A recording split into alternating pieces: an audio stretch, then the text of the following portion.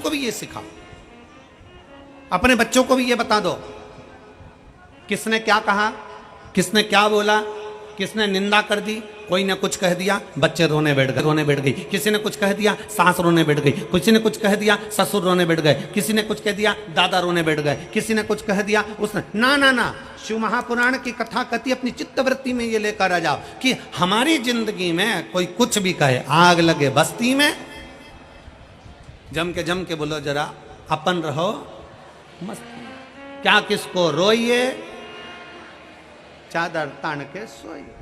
क्यों रोना, क्यों अपनी वृत्ति में उतारना। एक कथा आती है, अर्जुन ने एक स्वप्न देख लिया, महाभारत का एक बड़ा सुंदर चरित्र। अर्जुन ने एक स्वप्न देखा, अर्जुन ने स्वप्न में देखा कि एक गाय बछड़े को प्रेम कर रही है। अर्जुन ने स्वप्न में देखा कि गाय बछड़े को प्रेम कर रही है, बछड़े को प्रेम कर रही है गाय। जब गाय बछड़े को प्रेम करती है तो क्या करती है, उसको अपनी जिह्वा से जम के बोलो जरा चाट। अर्जुन ने स्वप्न में देखा कि गाय अपने बछड़े से प्रेम कर रही है, गाय तो अपने बछड़े को चाट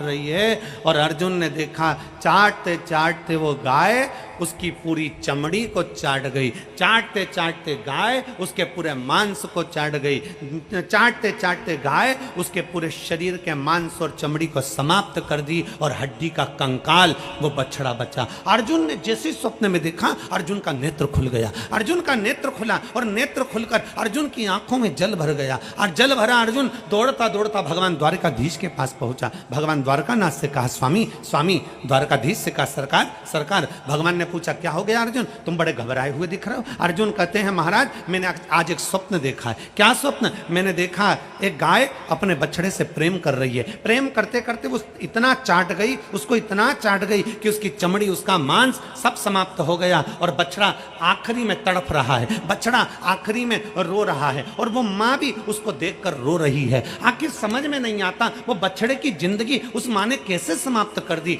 तब भगवान कृष्ण ने कहा सुन अर्जुन, ये कलयुग जो आ रहा है ना, प्रेम करेंगे, इतना प्रेम करेंगे, इतना प्रेम करेंगे, इतना प्रेम करेंगे कि जो मांगेगा वो दे देंगे। मोबाइल मांगा मोबाइल, सामान मांगा सामान, गाड़ी मांगी गाड़ी, जो कहेंगे बच्चे माता पिता उसके कहने पर चल चल कर इतना प्रेम करेंगे कि जैसे गाय बछड़े को प्रेम करते करते चाट चाट कर बछड़े की जिंदगी खराब कर दी।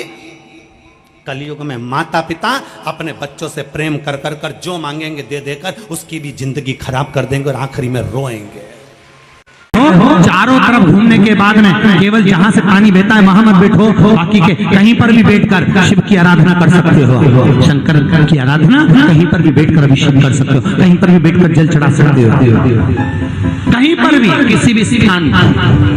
शिव जी के मंदिर में कभी गणेश जी को ढूंढना मत, कभी पार्वती को मत ढूंढना, कभी कार्तिक को मत ढूंढना। शंकर जी का पूरा परिवार, शंकर जी के पूरे 13 के 13 बच्चे शिव जी के शिवलिंग में विराजमान है महाराज, पूरा परिवार। शंकर भगवान का संपूर्ण परिवार, पूरा परिवार शिव का, शिव जी के पूरे शिवलिंग पर विराजमान है महाराज। शंकर भगवान की एक बेटी है छोटी वाली अशोक सुंदरी। ये अशोक सुंदरी का जो स्थान है शंकर जी का, जहां से जल बहता है उसके बीच में एक मोटी सी लाइन होती है, दर्शन करेंगे आगे।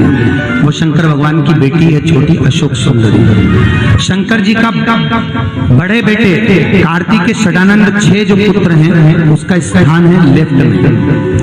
राइट में भगवान शंकर के छोटे पुत्र श्री गणेश जी का स्थान है। शंकर भगवान का शिवलिंग जिस भाग पर लगा रहता है वो पार्वती जी की गोद है, ये पार्वती जी का स्थान है जिस पर भगवान शंकर के शिवलिंग को पार्वती जी हाथ में लिए हुए हैं। शंकर जी के ऊपर जहाँ जहाँ जल गिरता है, जिस जलाधारी में से एक एक बूंद पानी गिरता है, ये शंकर भगवान की 5 लड़कियों का स्थान है। जया, तिशरा, शामली बारी, दोतली और देव, ये शंकर जी की 5 लड़कियों का स्थान है। ऐसे शंकर भगवान का संपूर्ण परिवार शिव जी के शिवलिंग पर विराजमान होता है। हमें कहीं गणेश जी को ढूंढने जाने की जरूरत नहीं, कहीं हमें कार्तिक को ढूंढने जाने की जरूरत नहीं। इसलिए शंकर जी को जल चढ़ाने का एक नियम है। आप डायरेक्ट शंकर जी के ऊपर जल चढ़ाओगे, शिव स्वीकार नहीं करता। शंकर को जल